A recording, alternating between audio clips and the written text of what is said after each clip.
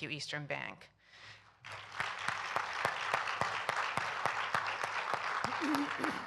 But the purpose of our meeting today is I'm delighted to introduce Joan Gary. I will tell you, I've just had the opportunity of meeting her, and we're in for quite a delight. Quite a number of you are already familiar with her, and I know she's making faces back here. She's a national champion of the nonprofit sector. She writes a highly successful blog along with her staff, for her staff and board leaders at www.joangary.com, reaching over 50,000 people in 150 countries. Quite impressive, Joan. The blog is smart, actionable, authentic, and funny, and it's written for staff and board leaders. Joan also has the #1 nonprofit podcast on iTunes. Nonprofits are messy, and they certainly are.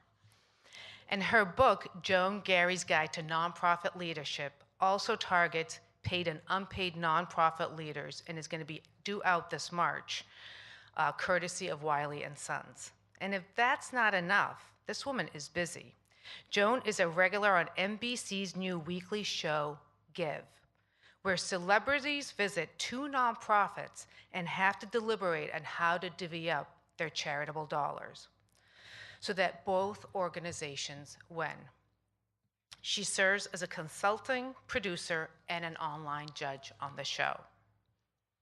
In 2017, Joan will launch another resource for all of us, the Nonprofit Leadership Lab, an online premium membership site that will offer a deeper dive than a blog can, with more regular access to Joan, her team, and her own village of experts.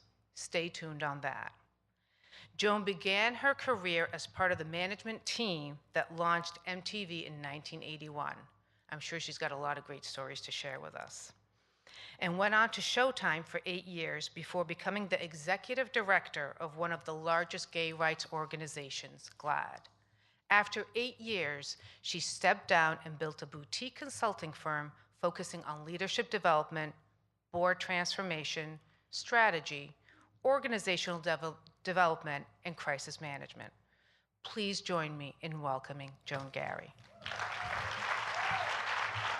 you very much.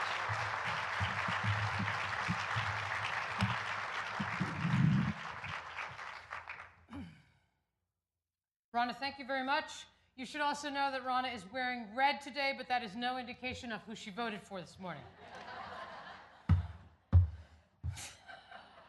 At least that's what she said. And I believe her. Thank you all very much. I'm really very happy to be here. I wanted to give a quick shout out to Rose Resnick for, where is she? Rose Resnick, right over here somewhere, right? I really like doing these kinds of events, and people like Rose who wrangle me to come make it really easy and fun. She kept me on task and also was able to provide me with some context about philanthropy here on Cape Cod, which so that my remarks will actually potentially be of greater value to all of you. I actually have a lot to thank you for this morning, and I could start by thanking you for all the good work you do, but as you'll hear me speak this morning, kind of what you see is what you get with me. So here's what I really want to say. Thank you for giving me something to do other than worry today.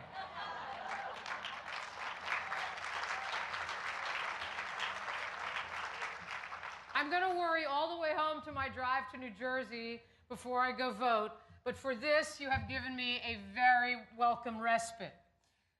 I wrote here, this is the only reference I will make to Election Day, but I'm going to just take that out. I really don't, I can't guarantee that. The one thing I will say is that I'm really looking forward to tomorrow when I wake up and American politics will continue to be as ugly and polarized as they are today. Back to gratitude, shall we? So I really do enjoy public speaking, and I really do enjoy speaking to groups like this. and to meet people like you, because you don't just do hard work. You do about the most important work there is. There are nearly 10 million nonprofits around the world. And our sector grew out of an understanding that government can't and probably shouldn't do it all. So our society is ridiculously fortunate that men and women like yourselves have raised your hands to be of service to fill the gaps. And they're big gaps, aren't they? To advocate, to educate, to provide service, and to repair the world in ways large and small. So I'm pretty sure you don't hear these words often enough. So once more, for emphasis, thank you for the work you do. There's another word I don't think you hear often enough, and that word is yes. No's a word you get pretty sick and tired of hearing, I'm suspecting. No, I'm sorry, I can't give this year. Oh, I love your organization, but no, I can't commit the time to board service. Or, no, you can't offer me more money to stay even though I am your best and only employee.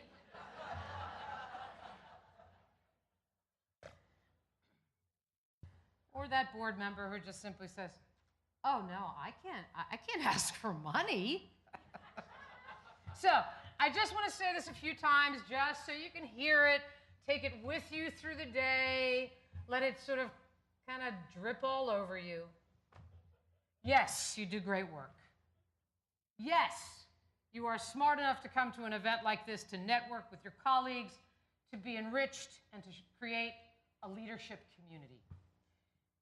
Yes, your job can drive you completely out of your mind. And yes, it's totally worth it. You're changing the world in ways big and small. And does this matter? Yes. More than you'll know, more than people will ever tell you. And do people notice? Way more than you think. I don't know if I have any musical theater fans in the room, but there's a beautiful song by Stephen Sondheim from the musical Into the Woods. I'm actually a musical theater queen trapped in a lesbian's body, so I don't know exactly how that works. It's usually good for a laugh, anyway. So does anybody know this song? I could even sing it, but it's a little early. If I was saying, what? No. I do sing, actually. Do you know that I'm, one of the things that's not on my bio, Rana, I am the first and female singing member of the New York City Gay Men's Chorus.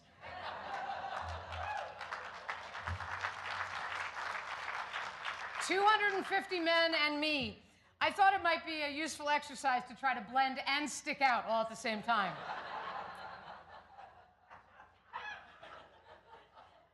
Was I talking about Stephen Sondheim? Yes.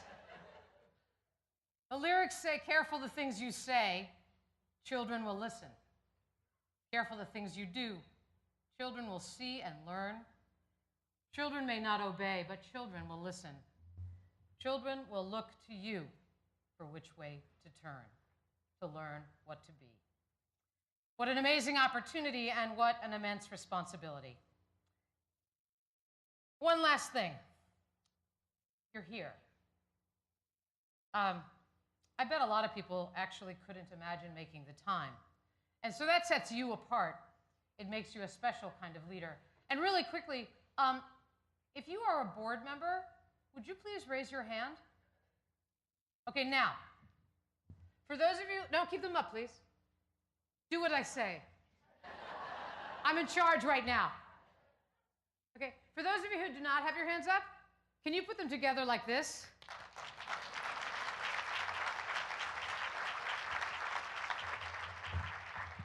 Board members really don't have to be here. So, special leaders you are. And while I may be your opening act this morning, I do know that Philanthropy Partners has worked to develop an agenda worthy of your time, and you should be quite grateful to all the folks at Philanthropy Partners for making this day for you. And I am honored to be part of your village during this conference. We're ready to go, aren't we? No, that's not where we're going yet. We're going there first. Okay. And then we're going to go to the black screen. Then we're going to go to the black screen. The black screen. Oh, wow, it's like magic drawing board. I'd like you to check your cell phones right at this time. Make sure they're off. Unless, of course, you are going to subscribe to my blog at joangary.com, or you're going to do some tweeting about this conference so Philanthropy Partners gets the props they deserve. Rana talked about this, so we're now going to go again to the black screen. No! Help me here. Just keep there. Okay. So, how much time do I have? I'm sorry. So, I have played every position on the nonprofit field, and I bring that experience to my work as a consultant. I was a corporate sponsor in my corporate days, a nonprofit executive director, a board leader, a donor at a variety of levels to causes that my family cares about. And I spent a year as a volunteer as the co-chair of the LGBT Finance Committee for Obama's 2008 presidential run. I happen to be one of these people, here's the slide that makes sense, crazy people who love to fundraise. So, we're going to black now.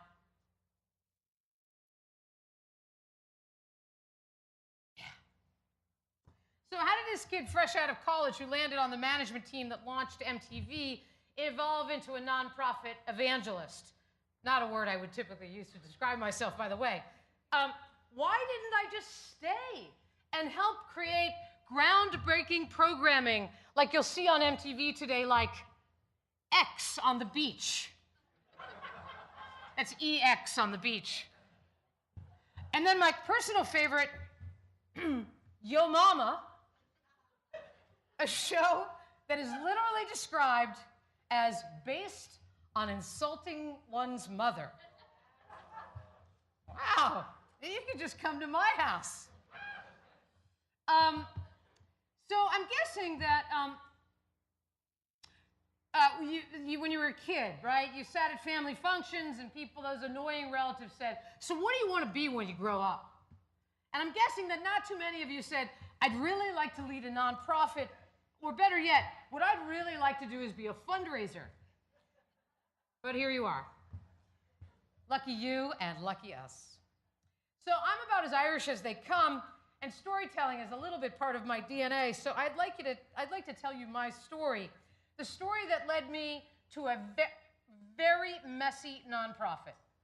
And it has led me to understanding what it takes to build a nonprofit, what it takes to create a nonprofit that thrives, and the unique kind of leadership that is required to make it happen. So here goes.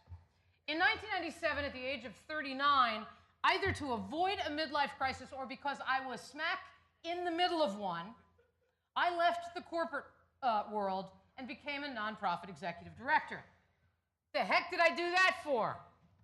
Well, here I was at Showtime, successful and appreciated, and concurrently, my then partner, significant other, enter euphemism here, now wife, and I were raising kids.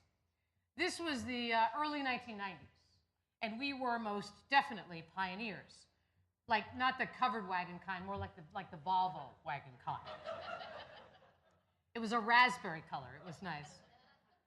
In 1993, we won a precedent-setting case in the state of New Jersey in which I became the first woman to legally adopt my partner's biological kids. Or as we like to say, now all three of our kids legally have two mothers, whether they like it or not. The outcome became front-page news, and I had my own epiphany. Cheesy though it may sound, I realized that one person can make a difference. I had taken a big fat bite of the advocate apple. I was fired up and ready to go. Second election reference. They're going to sneak in and out, kind of like Where's Waldo? So I decided to go and get a job where I could change a little part of the world that involved changing attitudes and opinions about the LGBT community. I saw it as a way to make sure that my kids would be treated well. And so in 1997, I got this great new low-paying job. It's awesome. I became the executive director of GLAAD, one of the largest gay rights organizations in the country. Now, you may hear some familiar things in the next part of this story. One, I had no idea what kind of a mess I was walking into. Two, the board had even less of an idea of what kind of mess I was walking into. And number three, I'd do it all over again if I was given the choice today. It was the single best and single craziest decision I ever made in my life, because I had found my dream job. That's what it looks like, folks. Okay, so here's the first day on the dream job. $1.2 million budget on paper. Paper we could not afford. Because the $1.2 million was pure fiction. We had a staff of 18, payroll was due in 2 weeks, and we had $250,000 in what I refer to as ancient accounts payable. Oh, but we did have $360 in the bank. I was feeling pretty damn stupid that I had negotiated for that higher salary. I'm beginning to think that this dream job thing, highly overrated. Oh, and I'm going to black now. One more thing you should know. I was a nonprofit fundraising virgin. And don't worry, I don't have a slide for that. I have no idea what I would put up. I had never asked anyone for money in my life before, ever, ever, ever. So leave it to a board of directors to hire an executive director for a failing organization who had no fundraising experience. Julie, the development director at the time, updated her resume as soon as my hire was announced. By the way, she stayed longer than I did. And it was in those first 30 days that I had my aha moment. I realized that nonprofits are messy, that they're hardwired that way. Here's the only math in my presentation, an equation that I have developed to help bring this idea to life. A plus B plus C plus intense passion equals messy. Now I'm going to tell you, now we're going to solve for A plus B plus C. Okay, here it is. So we have poorly paid, overworked staff, plus B, they rely on the efforts of people who get paid nothing, volunteers. It just gets sillier. And C, are overseen by another group of volunteers who have big responsibility, get paid nothing, and are supposed to give lots of money. Whose idea was this?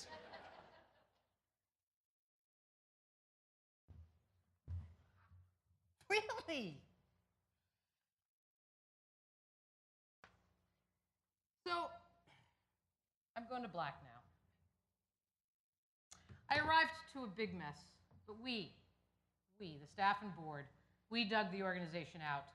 We took a messy organization and headed down a path toward a thriving one, an organization built to last. It all began with my conversion, becoming this born-again fundraiser. Trust me, when I realized how bad it all was, I was a nervous wreck. But then my development director, the one whose resume was updated, turned to me and said the only thing I needed to hear, remember, it makes people feel good to give money to causes they care about. Well, I was an executive director. I'm a pleaser. I'm off to the races. In 6 years' time, we grew the resources of this organization to over $8 million with a $1.5 million cash reserve, and we cultivated a relationship and a friendship with a dear man who sadly died a year after I left GLAAD, leaving the organization nearly $6 million. So how did we do it? How did we clean up the mess and graduate to thriving? After I left GLAAD, I spent a lot of time thinking about this and how best to share it with you. And if you're game, I will. And I'm going to. So we generally know what big messes look like, right? In 1997, I certainly did, and I bet you've seen them or run them. But let's start with the gold standard, and then I'll wind back to the trajectory we took to get there. What are the elements of a thriving nonprofit? You may be surprised to learn from me that I think there are only 5. They're 5. Now, they're not small things, but these 5 pillars will, I promise you, enable you to focus on what really matters. So, here are Joan's 5 pillars of a thriving nonprofit. First, people.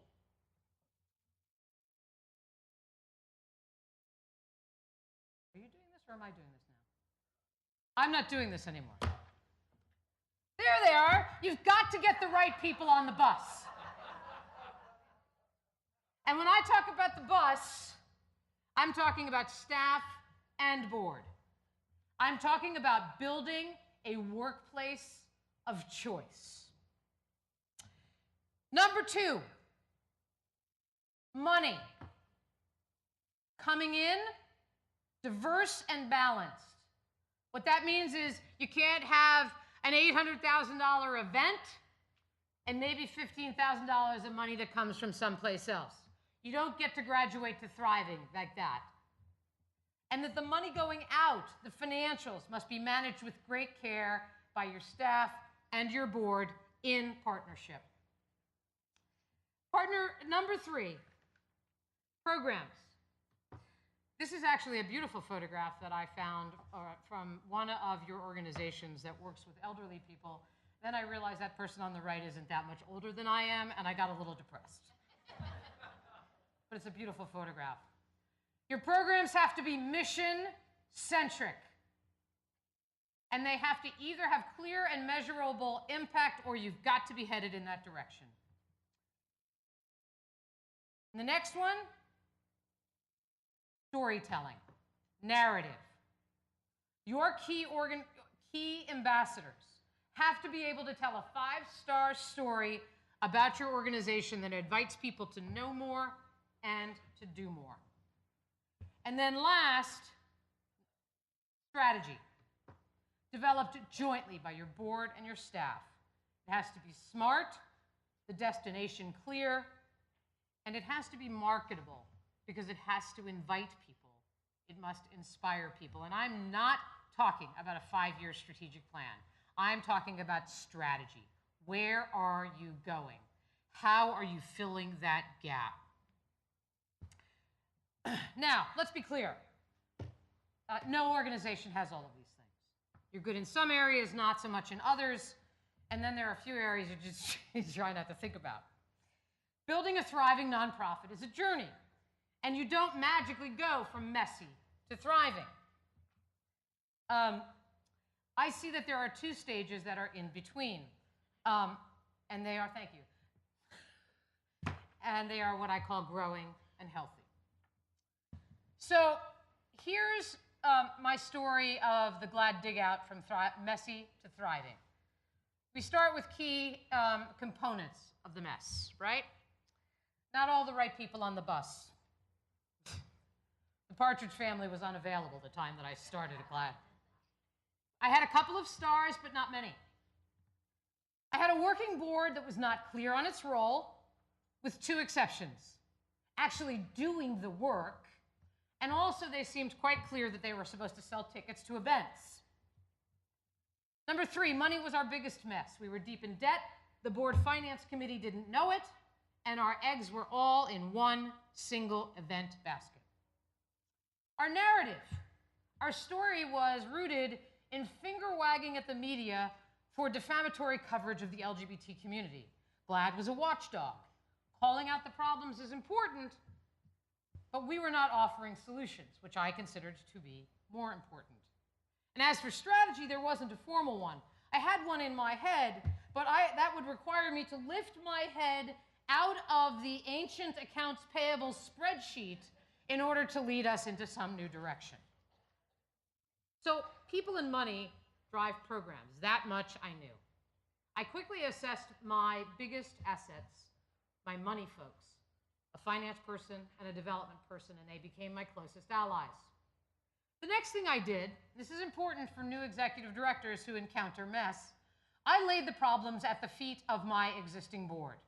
We are going to solve this problem together because you know what? I didn't create this mess. Our biggest fundraiser was 10 months away, and without working with the board in direct partnership, we wouldn't make it. Next, I had the chutzpah to borrow money from my board members because I refused to lay people off. By the way, nothing makes a nonprofit fundraising virgin a fierce fundraiser than a hot mess cash flow statement and a panic the payroll was around the corner. Next, the board had some fantastic people, and I made them the board chairs immediately. You see, when you take over a mess, you have more power than you think you do. I wanted not strategy. I didn't want them to sell tickets. I didn't want them to do program work. I wanted access to money. No money, no programs, no organization. What were we asking people to support? A new vision for the organization. Proactive, not just reactive. Looking at news and journalism and not just film. We sold people that changing laws wasn't enough if you couldn't change hearts and minds. And that the most influential way to do that was through the media. Between July and December, we raised money. We dug out. We laid no one off. Board members stepped up, and I paid back every board member 6 months ahead of schedule. Money allowed me to add 1 or 2 very good people to the bus. I don't know that I'm ever going to think about the word bus without thinking about the Partridge Family ever again. The momentum started to shift. Board prospects who were previously uninterested were all of a sudden interested. And we had enough money to hire a few core people in the program area that added to our power and credibility. Jim Collins calls it the hedgehog concept. We started to roll. And by the way, people always want to play for a winning team. Slowly but surely, we moved from messy to growing. Not in every area, and in some areas, we seem to be inching towards healthy. This was especially true with finances because I insisted that we begin to budget for money to put into an operating reserve. It was quite a journey. We took our challenge one by one, not allowing them to overwhelm us in the aggregate. We made it, and we marched away from messy and toward thriving. Look, I know that your organizations have a myriad of challenges, and I'm clear that money doesn't solve everything. Trust me. I have clients with $70 million budgets that are so much more messy, I guess that would be messier, than those with $200,000 budgets. It's not about how much money you have. Something about the size of the wand versus the magic you do with it comes to mind.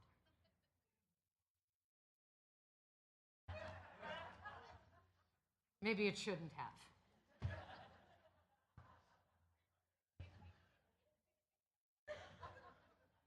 You know, I understand Donald Trump's problem.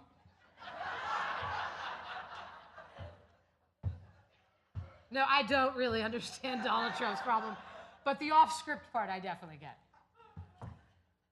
Here's what I do understand is that fundraising challenges in a relatively small, seasonal community are unique. So I would like to turn my attention now to talking about what I think would be 3 really important things that you here on Cape Cod can focus on that will help you to build the resources you need and that your community desperately deserves. I don't know if this is working any longer, but this is number 19 on your song sheet. 3 priority areas of focus. First, build a village.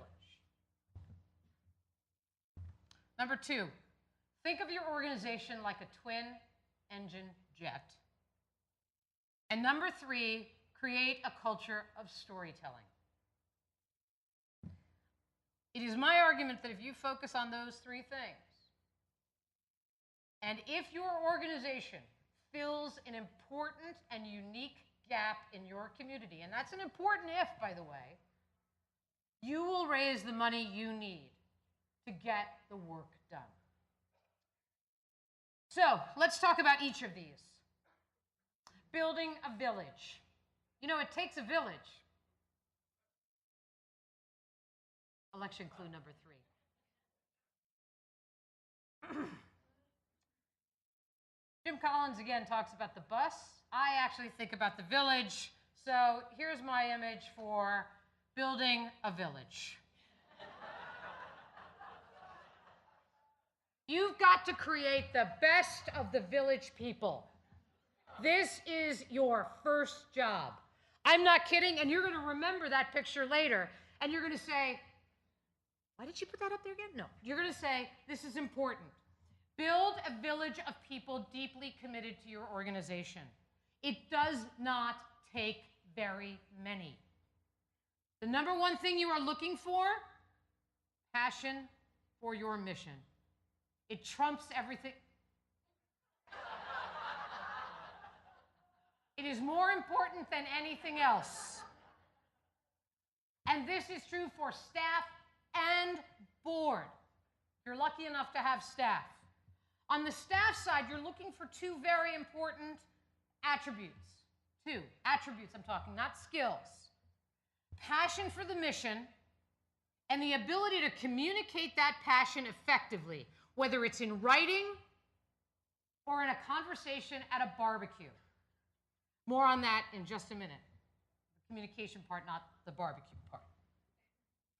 Think about it. I did not know how to raise money. But what am I? Passionate about the mission, and I'm a good communicator. And I had a vision for the organization. And I had a lot of debt. On the board side, this is so important. I know people, I do a lot of what we call board transformation work, right? I have a horrible board, can you help me? First question I ask is, why do you have a horrible board? And what role did you play? Right? Because people just need board members. They tell me that all the time. Can you help me find board members? So here's what you're looking for. I think I have a slide here. Thank you. Again, more important than anything else. More important than who they are, their title, their gender, their race. More important than anything else. Because if they don't have that, they will not be good ambassadors. Number 2, the ability to communicate the passion effectively. Number 3, perhaps a skill you need, but you can't pay for. Number 4, a new sphere of influence. I don't think about board members as bringing Rolodexes. First of all, we don't have those anymore. I think of them as bringing connections, right? I don't look for board members who have lots of what we call wealth or wealth adjacency. I look for people that introduce me to a brand new pond. Because in that pond, if I've got the right messenger, the right ambassador, we're going to find interesting people in those ponds. And you have a lot of ponds here on the Cape. And so the pond thing works. And then last, you're looking for a person, and this is why number 1 is important, a person whose passion for the mission is greater than her fear of asking for money. Right? Right? It's that simple. I mean, I'm going to tell you, I'd go out on like $25,000 asks, and I wouldn't ask for money until the cappuccino was plated. And just before that, I would go to the bathroom, and I would have an index card. And I would look in the mirror, and I would say, my passion for GLAD is greater than my fear of asking. And then I'd go back, and then I'd ask them for money. I literally make board members write index cards and put them in their pockets and do that. And sometimes it even works. Right? Last thing, not last thing, I have other things to say, but when it comes to board members, please, I beg of you, do not settle. It is hard to find good board members, but in my experience, It is way harder to move low performers off your board. Also, remember that village people slide? It's not just board and staff. It's volunteers. It's people in your community who want to help but don't want to be on your board for whatever reason. Ask them to help you with a special project. Make a kitchen cabinet. Maybe there's somebody in your community who doesn't want to be on the board but has a good PR sense. Maybe you meet monthly with a couple of those people and your board members to grapple with a particular strategic issue or to build visibility for your work. Don't think about your village as your board members, the volunteers at your event, and whatever staff you may actually be able to afford. There's another village you need to build. It's right here in this very room. You are colleagues, not competitors. Not now, not ever. If you think that way, you set yourselves up to fail. I believe this with all of my heart. When I was an executive director, I belonged to an executive director roundtable. We met twice a month. Yes, it was facilitated by a shrink.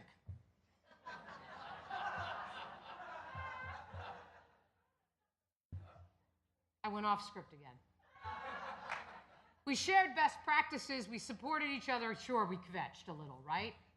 But when I needed new board members, I'd chat with my colleagues about great board members from their organization that had just turned off. And I'd do the same with my donors. I remember coming into the round table one day and turning to my colleague whose organization was focused on ending homophobia in K-12 schools. And I said, Kevin, I met this woman. And she spent the entire time talking about her grandson being bullied in the 10th grade. And I asked her if she wanted to meet you. And she said, yes.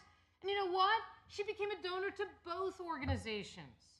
This is why this whole competition thing annoys me to no end. Because I think there's a slide here. Is there?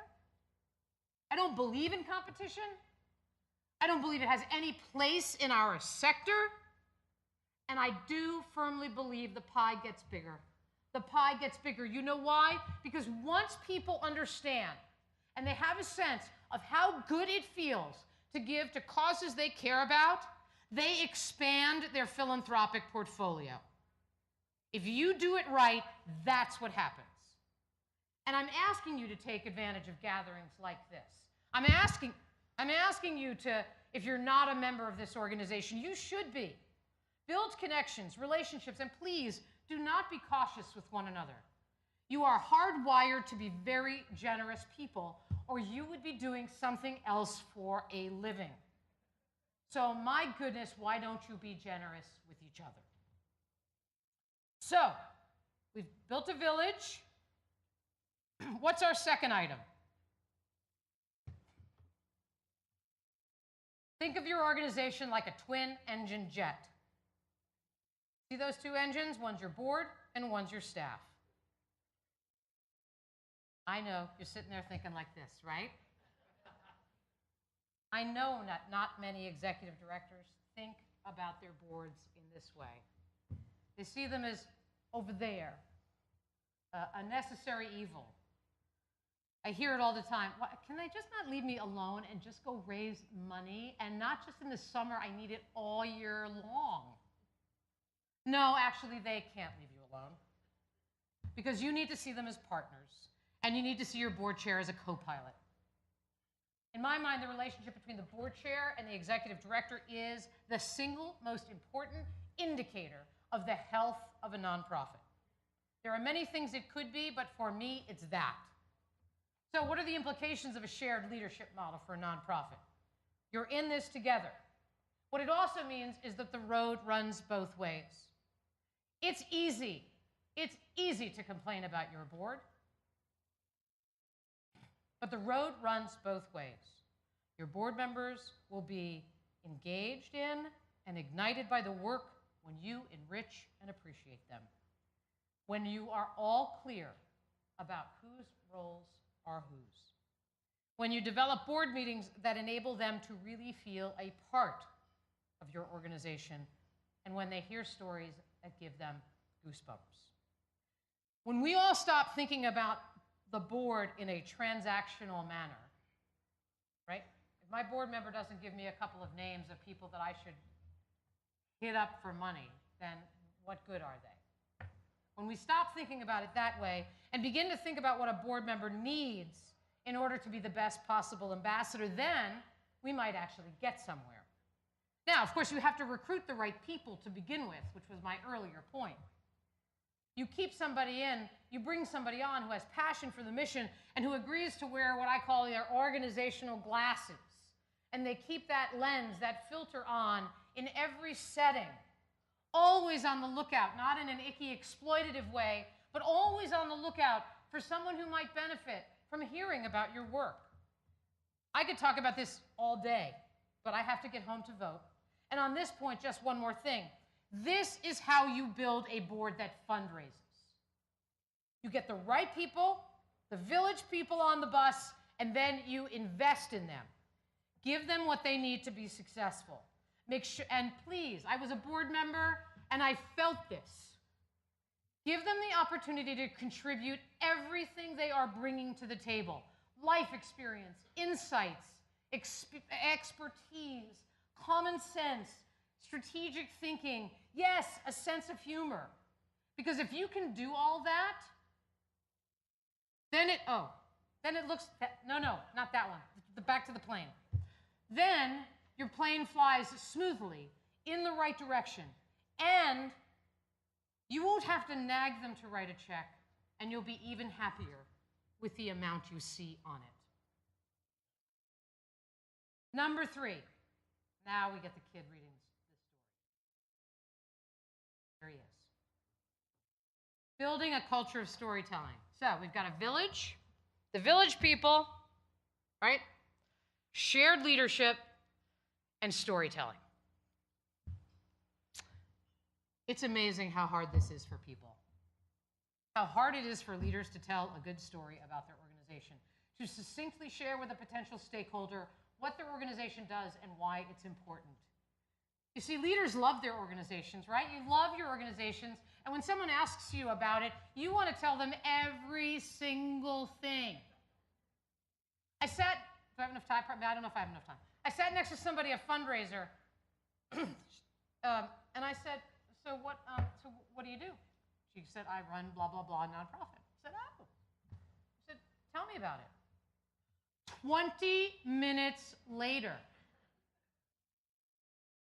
So then I said, so you may rue the day you were seated adjacent to me at this fundraiser, but could I ask you that question again, and could you pretend that I'm 10 years old? It was very different. It wasn't great, but it was a lot better, right? So you have to work at this in partnership, both your board member, all your board members, and everybody associated with your organization has to get this right, the elevator pitch. What's that 3-minute thing you said? And here are the pieces of it. 3 minutes or so in length, no longer. It doesn't come easy. You have to practice it. I do like 4-hour workshops just on this. Answer this question. Tell me about your organization. Do not answer the question. If they say, if I fall off this, that'll be funny, right? Okay. Someone will say, what does your organization do? Don't answer that question. Answer this one. I'd love to tell you about my organization. I'm on the board, and I love being on the board because I'm so passionate about what we do. Why is your work important? Why is it important to you? Bring the story, bring it to life with a story, and end with a question. Would you like to know more? Would you like to know more? Why? Because what is an elevator pitch? An elevator pitch is essentially an invitation. It's not a pitch. It's not a sales pitch. If I could call it something else, I'll come up with some other name for it at some point. But it's an invitation. Great. I'd love to tell you why this organization is so important. May I tell you a quick story? You think somebody's going to say, no, I don't want to hear it? No, I don't really want to hear your story. Of course they're going to want to hear it. They're not going to want to hear it if it's 20 minutes long, but they want to hear it. And if you do a good job when you say, would you like to know more, guess what they're going to say? Yes, I would. I don't know what that means, but I would like to know more. Right? before I close, so you can go to black now over there, Reese. That's me.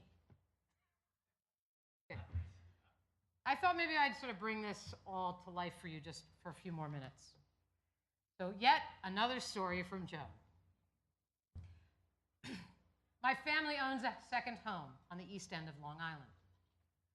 There are fundraisers every weekend. Some local, some national come in to grab money from the East Enders.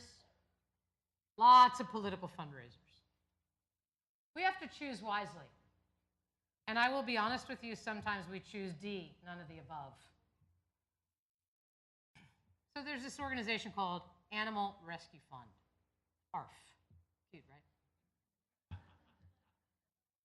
They find homes for abandoned animals.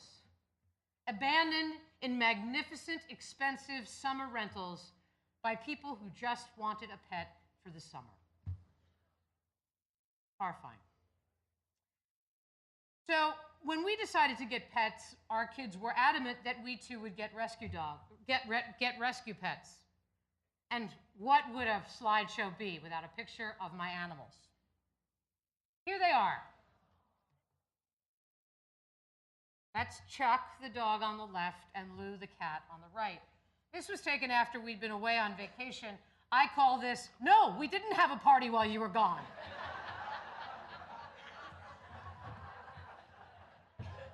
We didn't, I swear. Okay, we can go to black now. They are adorable, though, aren't they? Yes. We were invited to an event by the Animal Rescue Fund by a friend on staff there. I bet that event took months and months of planning and sweat equity, and if they made like 60 cents on the dollar, they were smiling, right? The event was lovely. It was moving. We paid our $300 ticket, and I believe we even bid on a bunch of silent auction items we didn't win. It didn't take long for someone at the Animal Rescue Fund to find out that we are donors to the Hamptons Film Festival at a high level, and we donate our home to the freelance staff that comes in to work the event each October. It would be easy for people to find out that we have a footprint in the local community. And that's what Animal Rescue Fund did. And here's what's important. Our participation in that dinner was not an end in itself. Events are bait. That event roped us in. But a successful event is not measured by the evening's net, but by the folks you engage in the months after the event in what follows. How you appreciate them, how you acknowledge them, how you keep them in the loop. Maybe a birthday card for Chuck or Lou. During the 12 months that followed, the Animal Rescue Fund created a number of touch points. And then guess what? They asked us for an annual gift, and we said yes. The decision was easy and gratifying. So there are several morals here. One, events are bait for a 12-month strategy to cultivate, steward, and invite folks to come even closer to your organization. Number two, work with that village I talked about. Explore the names of people who come to your events. Understand how they give locally. Work with your board and your volunteers to try to find connections, just like the ones we had in East Hampton. Number three, your event committee, I know they love their centerpieces, but part of your event planning should be about what happens after the event. And last, this is really important, work with your staff and your organizational ambassadors to help them to understand the distinction between the sale of an event ticket and an annual gift. One is transactional. I might not be in town next year for that event, so my gift might not stick. Would you like to come to a fabulous event? There are going to be stars there. There's a silent auction, right? The ticket price is only $300. I'll try to sit you next to some C-list celebrity. Or I'm a board member at the Animal Rescue Fund. I've been on the board for 4 years. I'm going to tell you a quick story about a dog named Fluffy. And here's how many dogs we saved this year.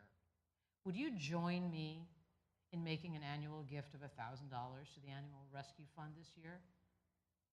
Right? The difference. One sticks, one doesn't. One is a transaction, and the other welcomes a donor into your village and fills them with pride in knowing that they are playing a critical role in your work. So you have other sessions to go to, and I need to go home to vote. But let me leave you with these very final thoughts. I jumped at the opportunity to be here this morning. I was going to bring my bathing suit, and if things didn't go my way, I was just swimming right to Canada.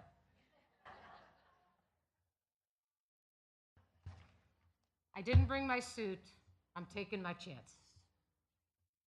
I am deeply committed to helping nonprofits to become more effective because I know how much is riding on our collective and your individual success. I've spoken this morning about what it means to be a thriving nonprofit, what I think are the keys to that, how to approach fundraising in a seasonal small community. I've spoken about the unique role of shared leadership in the nonprofit world. But there's one last thing I want to leave you with. The thing that I believe distinguishes good leaders, paid and unpaid, from the great ones. Are you taking this one, Reese, or am I?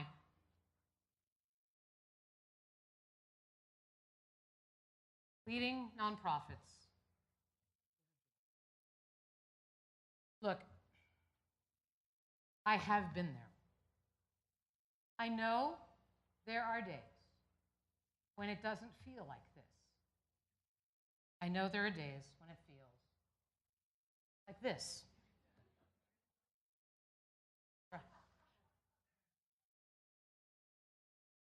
Sometimes you feel like the warrior, sometimes like the lion. But rest assured, you are fighting the good fight, each and every one of you, society's gladiators. But when the going gets rough, please go touch and feel the work you do. Or better yet, remember the cover letter you wrote when you actually applied for this job? Find it. Read it. Keep it near you on the bad days. Read it. You wanted this job very badly. You felt like you could make a difference. You are. Trust me, you are. In my own experience as a staff leader and a board leader, along with the work I have done with my clients over the years, it is the joy that you bring to your work that creates standout nonprofit leaders. Joyful leaders, they get it. They get that it's a joy to be an advocate, to feed the hungry, to save the land, to end an epidemic, to raise money, to create a strong infrastructure, all in the service of others. Remember,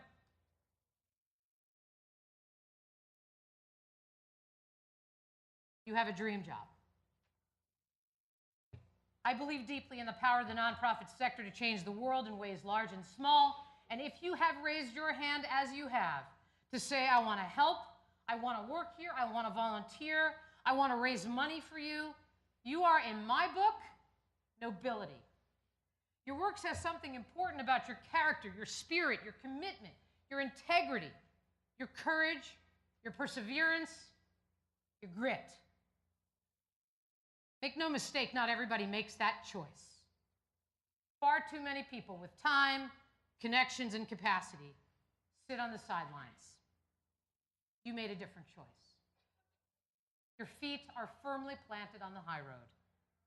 And know that you are admired by many, including me. I speak from experience. Traveling on the high road isn't easy and it's messy. But if you love your organization, it's worth every minute. Thank you so much for everything you do.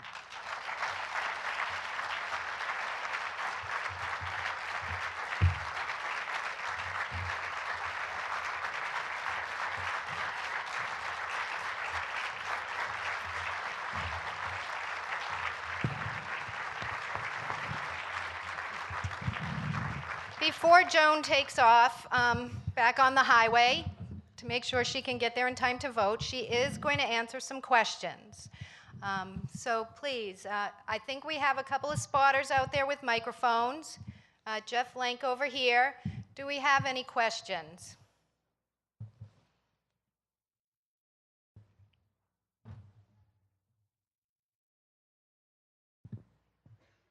I was recently talking to a friend of mine who's applying for a head of school job. I'm vamping now. She went into the interview and they said, do you have any questions for us? And she asked a couple of questions and then she said, then the search committee said, are there any questions you think we should have asked you? She was like, oh, well, I'm not going there. Anyway.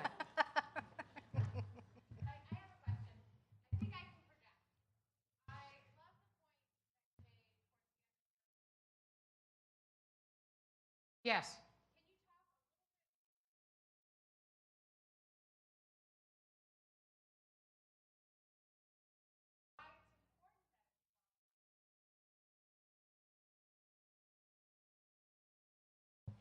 Did everybody hear that question? What she said was, why wait to the end of the 12-month period to ask for money? No, sort of about the 12-month period after the event. Correct. Why that's important. Okay, why that's important. Tell me your name. I'm Sarah. Sarah, I'm Joan. Hi. So, I'm not just a ticket buyer. Some people may just be ticket buyers. But you've got to you have to figure out a way to collect every name and every email address of every human being who comes to your event. First, foremost, right? Even if it's like a raffle or something. You know, you're going to maybe you'll have a corporate table and people won't say who's at their table. You've got to figure out a way to collect those names. And then you've got to figure out, so here's the reason it's important. Because your organization does work 12 months out of the year, doesn't it? Yes. Because you have a budget that runs 12 months, right? And so people who come up on the Cape and they go to this event and they buy their $500 ticket, first of all, half of them don't, or $300, or maybe they go to an event that's, $100.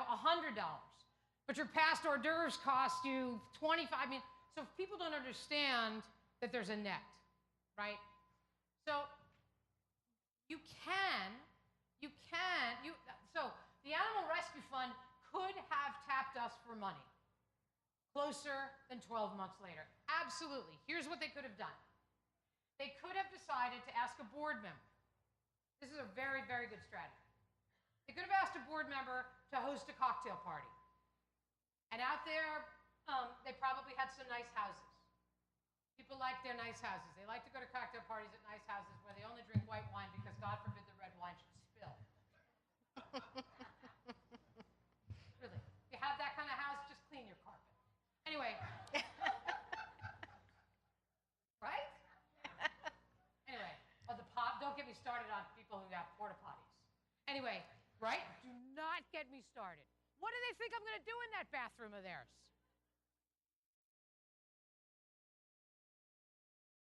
Okay, you get a nice house, and your staff looks at the people who came to the event, and you identify all the people who bid on the silent auction items.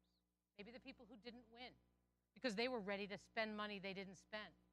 And you put together a group of 50 people, and maybe 25 of them show up. And then you have a staff member or a board member, whoever your most eloquent spokesperson is, talk about the organization in its 12-month fashion. Position it as learn more and get more involved in fill-in-the-blank organization and make a direct pitch for money. So yes, you can absolutely do that. And the Hamptons has become much, much more of a year-round destination where people are there all year round. I suspect that's true in many places here as well. And people are looking for things to do after Labor Day. Perfect idea. So you don't have to wait 12 months. Is that helpful? Yes.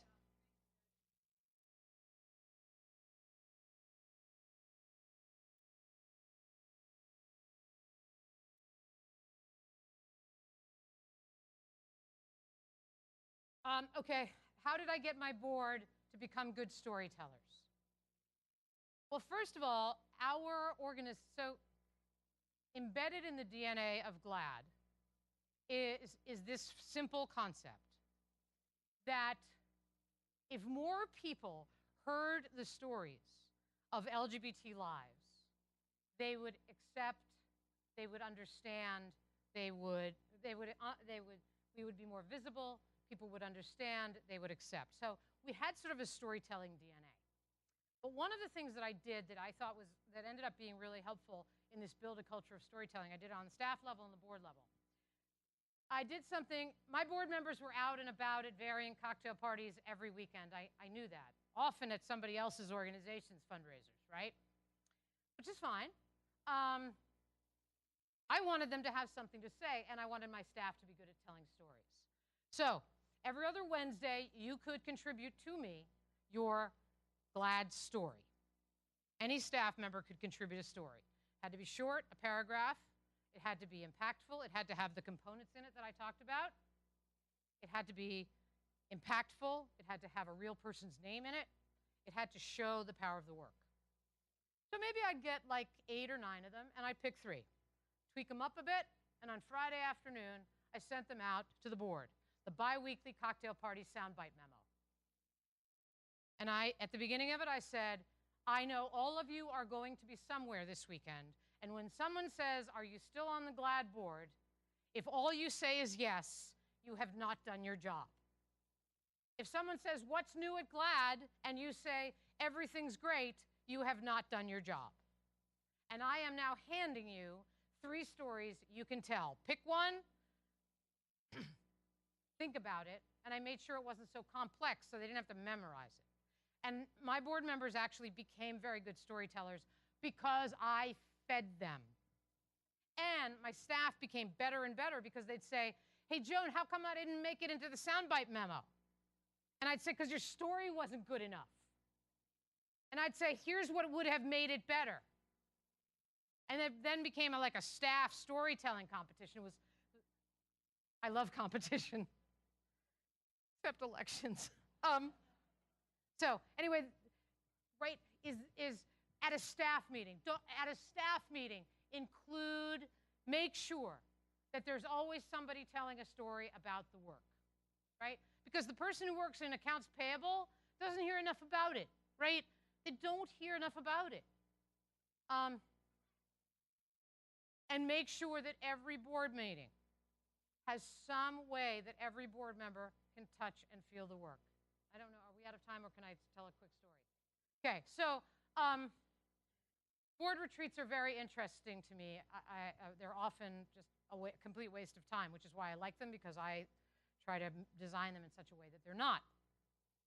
So I worked for Gay Men's Health Crisis in New York, and I knew that many of the board members had not been to the site and had not been to a signature thing that happens every Friday night. They have a big dining hall, and they feed like 350 people. Many people now impacted with AIDS or below the poverty level, men, women, people of color, and that the face and nature of AIDS has changed dramatically. So the Friday night of the retreat, their job was to go to the dinner. The first year I did it, their job was to serve food. But they were shy. These are like, big mockers, right? And they're shy. They hide behind the cafeteria trays. Would you like another scoop of mashed potatoes? Right? Boom. That's what they did the first year. The second year, I was like, okay, I get this. Your job is to sit with one client and have dinner with one client. And it's an assignment. And here's what I want you to do. I want you to learn that client's story. Not in a nitpicky way. Share yours. Get that person's. Because tomorrow morning, each member of the board, the icebreaker, introduce yourself as that client. My name is Mary. I live in Queens. I've been homeless. Blah, blah, blah, blah, blah. There they were. The clients were in the room.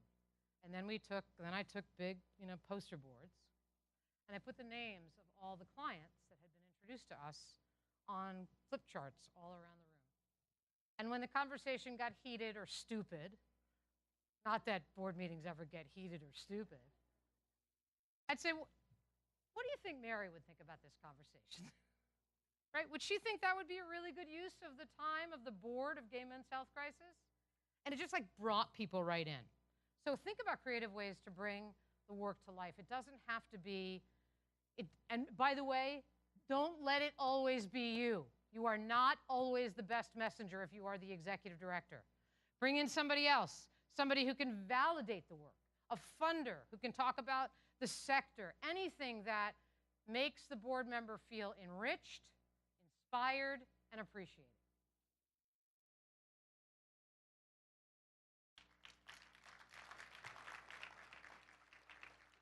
We have another question from table 6 right in the front. My name is Fiona Jensen. I started a nonprofit on the Cape that brings mindfulness programs into the schools. Yeah, which is great. And but I've kind of created this board organization where I do a lot of it, and I have a board where I do most of the fundraising, and I have a board chair who's amazing sitting to my left. So I'm not saying that the board is not involved at all, because he does a tremendous amount, but I think I've created this myself, right? So it's like that sentence that I wrote down in quotes is, will you join me in making a $1,000 gift this year? I'm sorry, I can't. Not this year. Okay, got it. I still have 2 kids in college. That's not coming Would you from ask the me again next year? Yeah, I will. That's not coming from the executive director, right? That's coming from the board member. And so that's the piece, I guess, is how do you get from for me to go to a board meeting and say, listen, this is it. Like, I love the idea of collecting stories, and these are the stories, and I can get these stories from the staff. But it's about, like, getting in the boardroom and saying, listen, I've created this, and we need to make a shift. Like, we really need to make a shift, and I need you to get on board with the fact that a good piece of what you guys need to do for the organization is also raise the funds, right? And I just haven't had the courage to do that, so I'm guessing that that's sort of what you would recommend. Right? So there's a phrase that comes to mind. Oh, good. This is maybe my last election connection. You are stronger together. Right? Right? Is that the two of you together need to huddle. You need to identify the champions on your board, the people you believe could be called to action. There are 2 things I want to suggest. 1, a development committee on your board that isn't charged with nagging, tell me your name again? Fiona. That is not charged with nagging Fiona to hit her numbers, but is actually a peer accountability function, right? Run by your best storyteller, your best champion, the person with the most passion, not necessarily the person with the greatest amount of fundraising experience.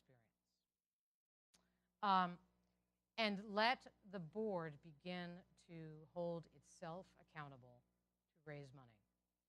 Whether that's, if a person can't, if you don't have a give or get and you have people who are lapsed donors from prior years. So the board development committee can divvy those names up and start making those calls. If Fiona fills you with stories, you've got plenty to say. And if you don't have plenty to say, you have no business being on that board, right? And what ends up happening is that you end up, if you can sort of raise the bar, the low performers self-select out. The second thing, it goes to recruitment. And this is something I find all the time. The worst fundraiser, the person who hates fundraising, if they are not an accountant who can be your treasurer or be on your finance committee, guess where you put them? You put them on the recruitment and nominating committee. Maybe they're good at process, right? Or they're retired and they can follow through on the details. But your worst fundraiser is your worst recruiter. I have had people say, oh, I was recruited to that board, and the head of the board recruitment committee said, the thing that's great about this is a really easy board to be on. Or, oh, the staff does all the fundraising, so you don't have to worry about it. I don't raise much. I hate to fundraise. Shoot me. Right? So beware of who you put on the front line talking to new board members. The organization should be crawling all over that person. And that person should say, I know nothing about fundraising, but here's what I do know, right? I love this organization. You'd be privileged to be on it. It's a fantastic group of people. Fiona is a remarkable executive director. And it's time for all of us to step up, step in, and do something for this community that we all care so much about. And we'll make the fundraising work, because the work is good, and if the work is good, the money follows. So the two of you have to figure out who the best of the breed are. Put them in the right spots. But you, if there's ever a board meeting where you're not talking about fundraising, you're not having a board meeting, right? If you're not talking about what's the board doing, get people to share a success or a challenge they're facing. Maybe they say, I talked to somebody, and here's the objection they raised, and I had no idea how to answer it. Okay, so then brainstorm with Fiona about how she answers objection questions. The worst boards, by the way, because I was on one, is ones for legal advocacy organizations filled with lawyers. Because you know what they want to do? They don't believe that they can ask anybody for money until they've totally made the case, until they've basically litigated the money out of you. And so I would do development trainings for this board. I was the head of the development committee. And they'd say, well, I don't know that. And I'd say, so what? I mean, I used to ask people for money for $50,000, and they said, well, how many tickets does that get you to the GLAAD Media Awards at the Kodak Theater? And I'd say, I have no idea, probably a lot. And by 3 o'clock this afternoon, I'll have someone email you that. But here's what that money will do for us and why that contribution would be so valuable. It's not in the details. I mean, there's something about the head, but it's mostly about the heart. Is that helpful? Good.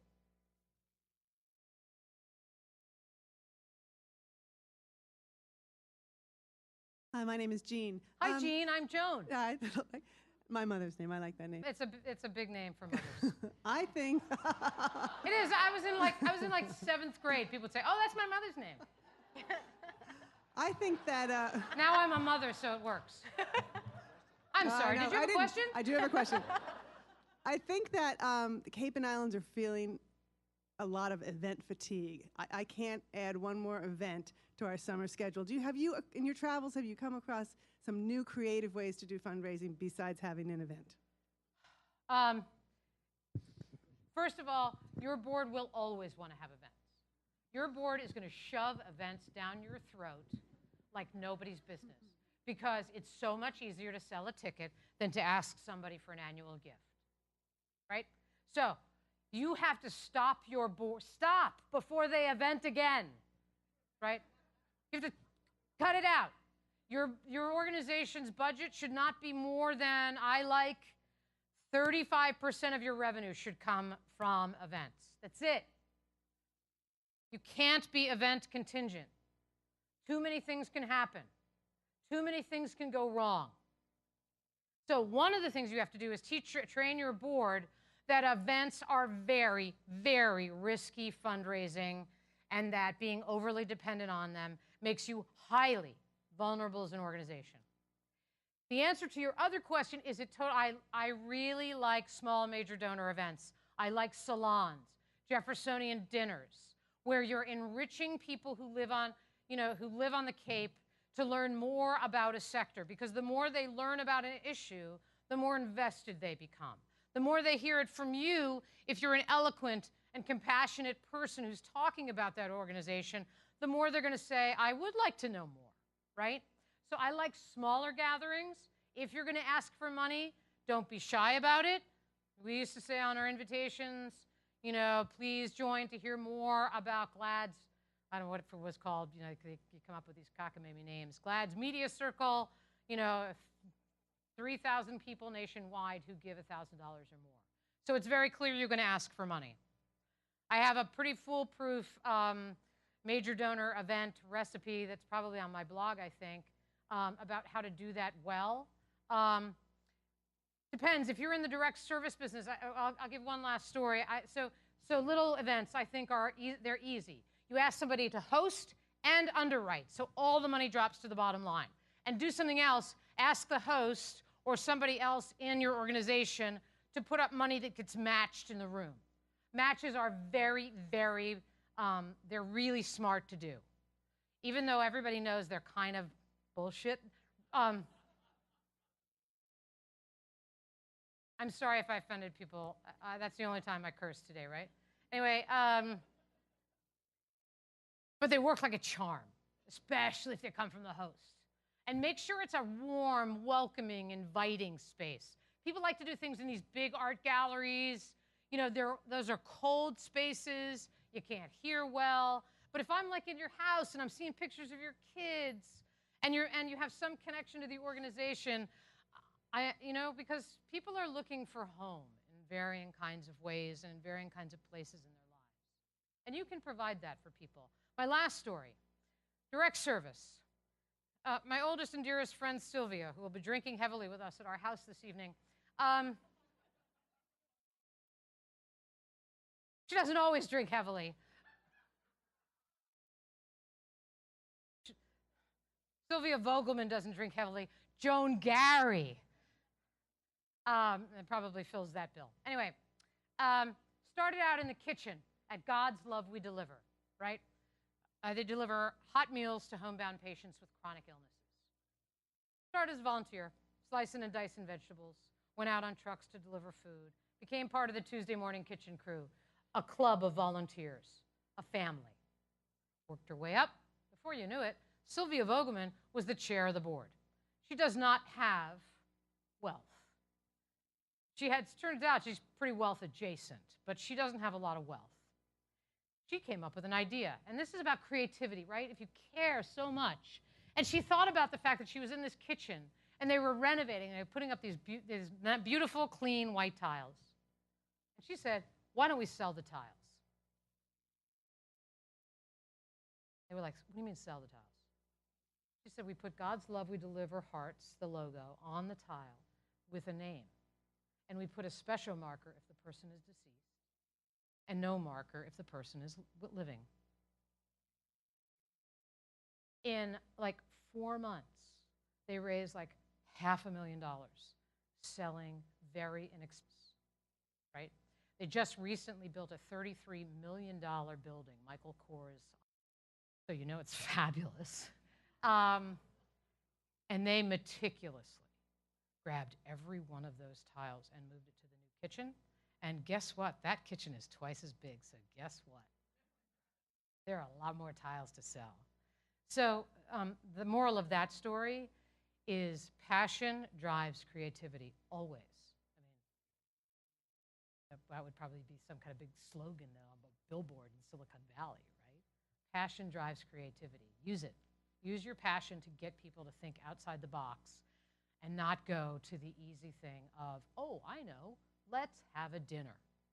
So, something to think about. Thank you, Joan. Let's give her a hand.